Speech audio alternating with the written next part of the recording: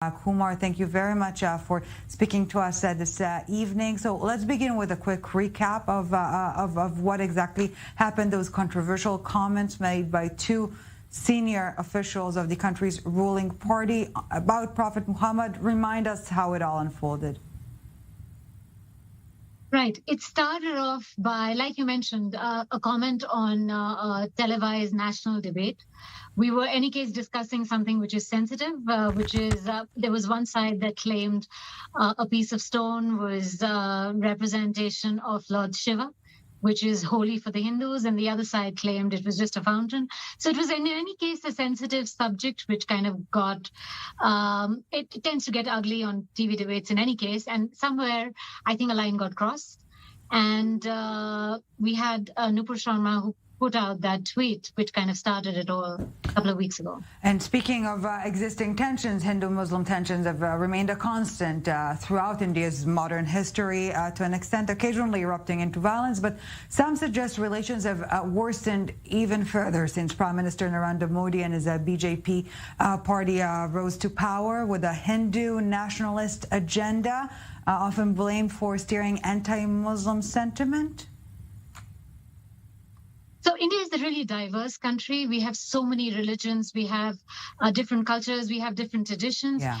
In any case, a country like ours, society has always been fragile. Like you mentioned, we have a history of conflict and a history of also stories of love and brotherhood.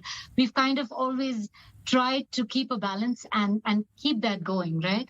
No, I don't think it's fair for me to comment to say how are things now versus how were things 50 years ago. I mean, the fact is we've had time and again, we've had riots where thousands and even millions during partition were killed.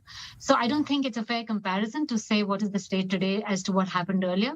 But clearly, one thing that has remained constant is the need for balance, right. The need for sensitivity, the need for, like I mentioned, India is a democracy and our constitution guarantees us the right, the freedom of speech and expression. Yes. But in India, historically, that freedom has always needed to be balanced with again, religious sensitivity and religion. Yeah, and Ekta, unfortunately, we're running out of time. And before we let you go, it was not just domestically; it also triggered a diplomatic nightmare, really, for India, with so many Muslim countries condemning India for those remarks, some threatening boycotts. Is it contained on that front at this point in time?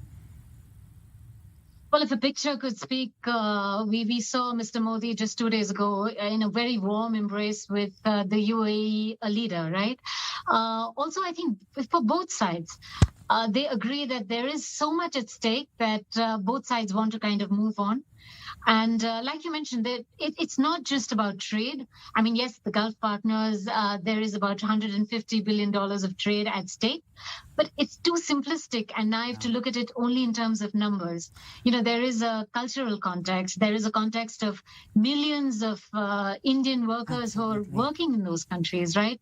Repatriating and sending money worth $90 billion almost every year back home. Far more than just about money. Ekta Kumar, unfortunately, we have to end it here, but I really do hope we will see you back on the show soon. Indian columnist Ekta Kumar, thank you very much.